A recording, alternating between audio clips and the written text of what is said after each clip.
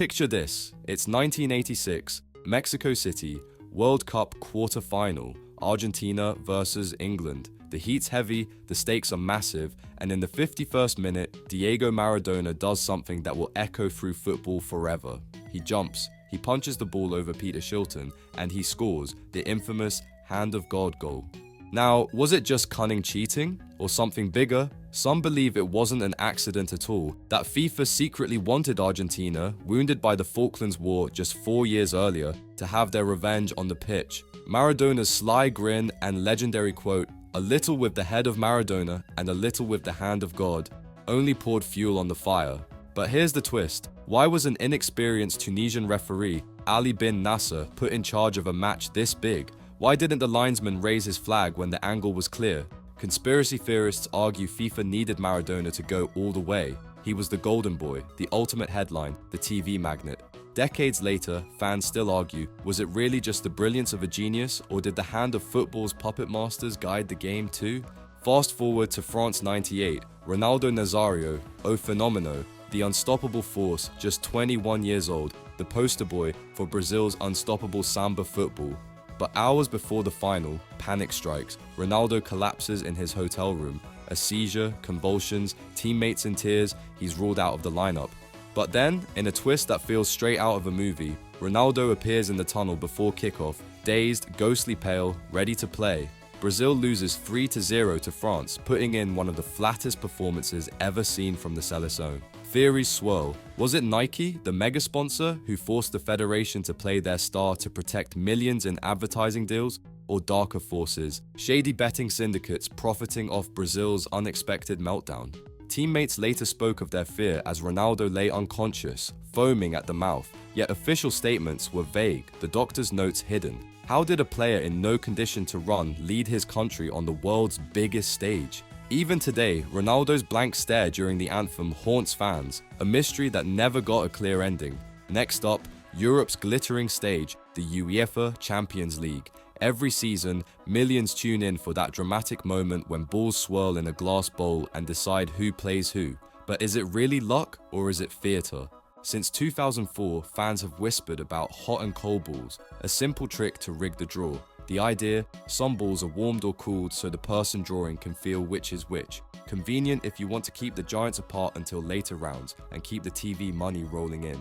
Coincidence or not, it's funny how we rarely see an early Real Madrid versus Barcelona showdown, or how dream matchups seem to magically appear in the final. Watch the clips online, officials fiddling with balls too long, glancing into the bowl, awkward hand switches. UEFA swears it's random, but when billions are on the line, is true randomness really good for business? In 2010, FIFA stunned the world. Qatar, a tiny desert nation with no football history, brutal summer heat, and a population smaller than some cities, won the right to host the World Cup. Cue the outrage. How? Journalists soon uncovered trails of secret payments, luxury gifts, and off-the-record meetings with FIFA executives. Whistleblowers said high-ranking officials pocketed millions. In 2015, the FBI stormed FIFA headquarters. Arrests, headlines, handcuffs. And yet, Qatar kept the cup. Critics say it was never about football. It was about opening up the Middle East market, locking in mega sponsorships, and showing that even the world's biggest tournament could be bought if the price was right. The kicker? They even moved the World Cup to winter, flipping European club seasons upside down. That's power, and for some, the ultimate proof that when it comes to FIFA, cash is king. Now, rewind to Italy, 2006. The scandal that didn't stay a theory, Calciopoli. For years, fans suspected Serie A's biggest clubs played dirtier off the pitch than on it. Then wiretaps dropped. Juventus, AC Milan, Fiorentina, all caught influencing which referees handled their matches. Under-the-table phone calls, backroom deals, the biggest club, Juventus, stripped of titles and sent to Serie B in disgrace. But here's what conspiracy theorists insist. Juve weren't alone, they were just the ones caught. If the investigation had gone further, the whole league might have collapsed. Some say other giants cut secret deals to dodge punishment, while Juventus became the sacrificial lamb. To this day, fans argue whether Calciopoli ended corruption or just swept the rest back under the rug. This one feels like fiction. Brazil, hosting the World Cup, dreaming of redemption for 1950s heartbreak. Neymar, their poster boy, out injured. Germany standing in their way, then the unthinkable. 7-1. Brazil shredded in their own backyard. How does that even happen? Some say it didn't, not naturally anyway.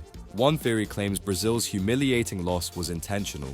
The government needed to calm mass protests against the billions spent on stadiums instead of schools and hospitals. What better distraction than the biggest sporting meltdown in history? Others claim FIFA loved Germany's slick passing, the modern football brand, and quietly favored them as the new poster child. It's wild, but for millions of Brazilians watching their heroes stand frozen as goal after goal flew in, it felt like something more than a bad day. It felt like a nightmare cooked up behind closed doors. When VAR, video assistant referee, arrived, fans hoped human error would be history. But did it just open a new backdoor for manipulation?